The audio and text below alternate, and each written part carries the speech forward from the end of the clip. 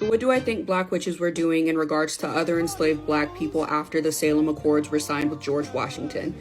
This is a very good question and I'm happy to answer it. But before I do that, please drop your thoughts in the comments because I like to know what you guys think as well. But the short answer is they weren't doing much at all about it. And I think it's because they couldn't. They really couldn't. All of the same social dynamics were in place. But before I give the history lesson, I'll give the rundown of the show.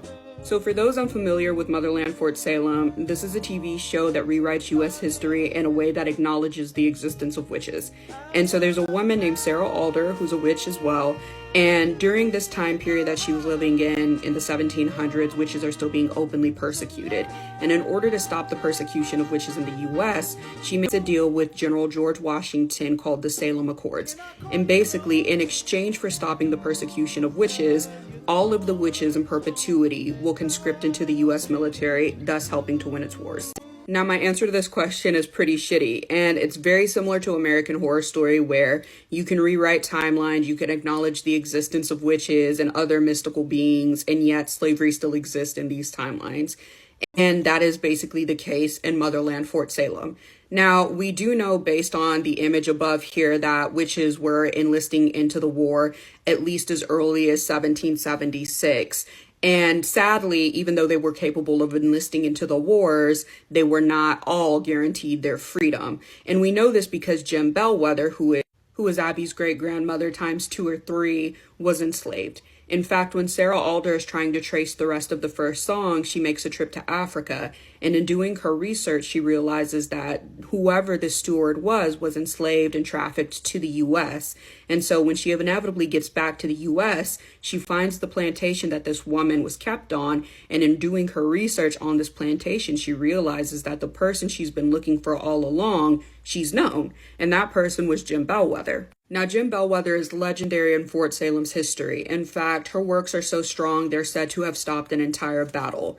And this is something that catapulted her descendants into high society and status, with the rest of them becoming officers and later on generals. Sadly, before enlisting into the military, she was still enslaved on a plantation where she's known to have raised her master's house twice, which resulted in her being subsequently sold to his cousin.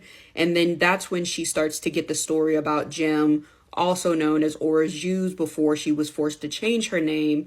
And this is where we learn that Jim's magic or her works were so strong that she was able to command 2 elements at once, which was something unheard of. And this is something that her slave owner found threatening because her works outperformed even her own. And this is something that she notes in the journal entries that she was writing about Jim, stating that she had never seen work so powerful and that her works had surpassed that of the slave masters. And so despite all of this powerful magic being concentrated on these plantations, they were still very much enslaved. And like I stated in another video, Sarah Alder is the one who realized that there was so much potential on these plantations that they should be able to join the military. And obviously, between 1776 and Jim being in the military, she did nothing to stop the enslavement of African women or women from the West Indies. So it was still very much present. And it does seem like the dynamics between white people and the enslaved in the U.S. had not changed. And so I don't think other Black enslaved people, or other Black witches rather, were able to do much about having other Black enslaved people freed. And I'm assuming the only way they could get out of their enslavement was if they were Black witches themselves, in which case they could move from slavery into the military. That's not a great answer, but I think that's really what happened. They couldn't do much. I don't think there was a lot they could have done. And I was hoping when I redid my research for this show that it would have just made it seem like they ended slavery sooner in the US, despite it being present, but that doesn't seem like it's the case at all, sadly. Now, I will say, despite the tragedy of it all, there were some good things that stemmed from this. With the enlistment of African women and enslaved women into the U.S. military, race relations have improved dramatically in this series.